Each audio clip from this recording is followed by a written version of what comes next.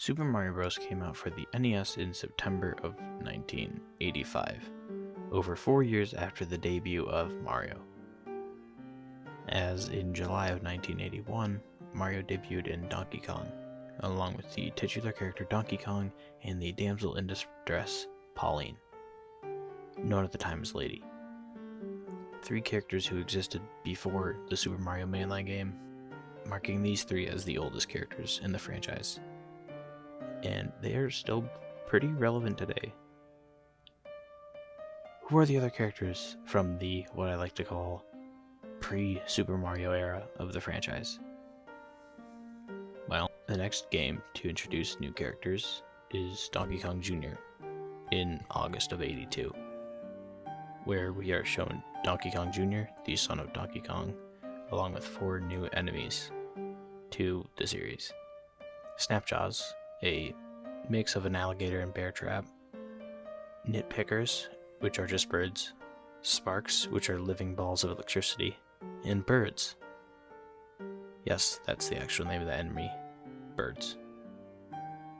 Both Nitpickers and the Birds have not appeared too much after the core DK series stopped getting games back in '94, but have both appeared in WarioWare games that feature Donkey Kong microgames. Snapjaws, on the other hand, have been a mainstay in the Mario vs. Donkey Kong series, and the Sparks appearing in both Yoshi's Island games and, oddly enough, the Legend of Zelda series. In the following year, in March, we got Mario Bros. For the Game & Watch. This is the very first game to have Luigi in it, therefore completing the Mario Bros. Title. Then later in the same year we got Mario Bros., but this time for the arcade, in which we are introduced to the Shell Creeper, a turtle enemy very similar to a Koopa Troopa.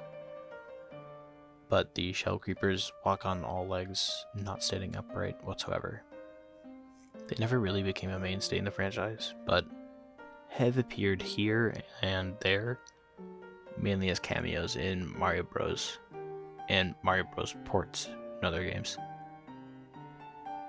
There's also the Sidestepper, which is a crab, and weirdly enough became a mainstay as a stage hazard in many tracks in Mario Kart, and has appeared in a few games as an enemy like 3D World and Paper Mario The Origami King. Fighterfly, an insect enemy, appeared as well, but never really appeared in anything since. Lastly, in Mario Bros., there's the Slip Ice, now known as the Freezy, and they're entirely made out of ice and have become hazards in about every Mario spin-off series at least once, including Mario Party, Kart, Hoops, Sluggers, and Golf, even in Smash. Then with Donkey Kong 3 in October of '83, Stanley the Bugman takes place as the playable character, with the game taking place in a greenhouse. Stanley never really caught on, and didn't make it out of Donkey Kong 3 related microgames and re-releases. With the game taking place in a greenhouse, there were a lot of bug enemies, but like Stanley, nothing ever really came of them. Those enemies are Buzzbees, Super Bees, Bee Spies, Creepies, Vine Eaters, Attackers, Kabutomushis, and Butterflies. Now, technically Stanley and the Buzzbees appeared in a Game & Watch game, Greenhouse, prior to this, but there was no connection to the Mario series, so it didn't really count. In another Game & Watch title, Mario's Bombs Away, there are a few background characters, the Buddies and Heavy Smoker, who are all in war with Mario, but they only appear here. Then in Donkey Kong Jr. Math, there is a second Donkey Kong Jr. who is pink, nicknamed Pinky, but this game isn't really canon, so he doesn't really exist. There's also a few Game & Watch characters that are the alarm functionality to the Game & Watch, but they don't really count as characters. There's the alarm monkey, there's an alarm bird, and an alarm human from Wrecking Crew. There are Gotcha Wrenches, who are living wrench enemies and only appear in Wrecking Crew related games.